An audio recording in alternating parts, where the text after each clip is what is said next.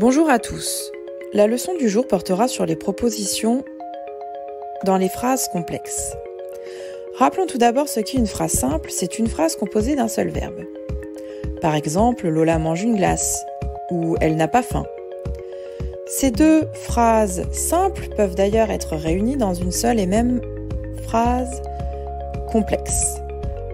Elles formeront alors deux propositions qu'on devra réunir grâce à un signe de ponctuation, par exemple Lola mange une glace, virgule, elle n'a pas faim, ou grâce à un petit mot qu'on appelle conjonction de coordination, prenons mais, Lola mange une glace, mais elle n'a pas faim. On remarque que ni la ponctuation, ni les conjonctions de coordination ne changent le sens des phrases qu'on a lues précédemment et qu'elles fonctionneraient très bien l'une sans l'autre, sans que ça pose aucun problème. D'ailleurs, si on regarde la définition du mot indépendante, libre, sans aucune contrainte qui fonctionne par lui-même, on remarque que ces deux propositions sont indépendantes. Donc les propositions indépendantes peuvent être soit juxtaposées, comme on l'a vu précédemment, par de la ponctuation, soit coordonnées grâce aux conjonctions de coordination, mais où est donc Ornicart. Ces propositions peuvent donc être supprimées, mais elles peuvent aussi être déplacées. On pourra par exemple, au lieu de dire « Lola mange une glace, mais elle n'a pas faim », dire « Elle n'a pas faim, mais Lola mange une glace ». On pourrait dire aussi « Elle n'a pas faim, point virgule, Lola mange une glace ». Ça fonctionne parfaitement. Voyons maintenant un autre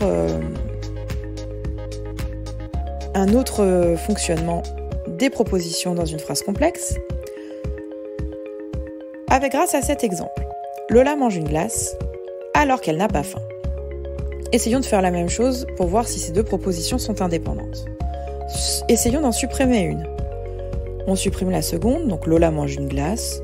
D'accord, cette proposition pourrait être une phrase simple. Maintenant, si on essaie de supprimer Lola mange une glace, il ne nous reste que alors qu'elle n'a pas faim. Et là, on est d'accord que ça perd tout son sens. Et on remarque là que les deux propositions ne fonctionnent pas seules, puisque la première, même si elle pourrait fonctionner sans la deuxième dépendant d'elle n'est plus indépendante.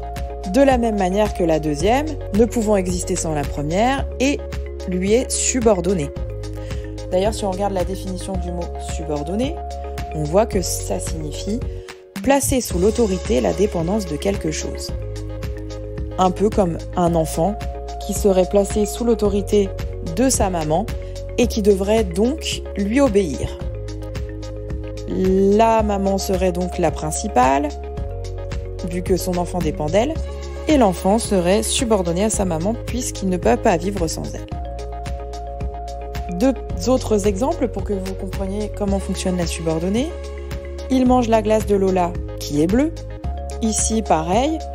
Il mange la glace de Lola pourrait être une phrase simple et fonctionner seule, mais qui est bleu ne peut pas fonctionner sans la première proposition qui est donc une principale et la seconde proposition lui est donc subordonnée.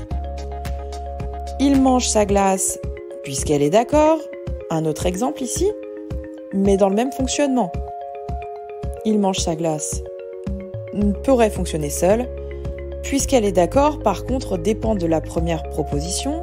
C'est donc une principale tout d'abord et sa subordonnée ensuite. La subordonnée peut aussi être placée au début de la phrase. Vous remarquez aussi que les subordonnées sont toujours précédées d'un pronom relatif, qui, que, quoi, dont, où, lequel, laquelle, lesquels, etc. ou une conjonction de subordination. Je vous ai mis les principales ici, mais il y en a beaucoup. Quand, si, lorsque, que, parce que, puisque, lorsque, etc., etc. Maintenant, c'est à vous de jouer. Bon courage à vous!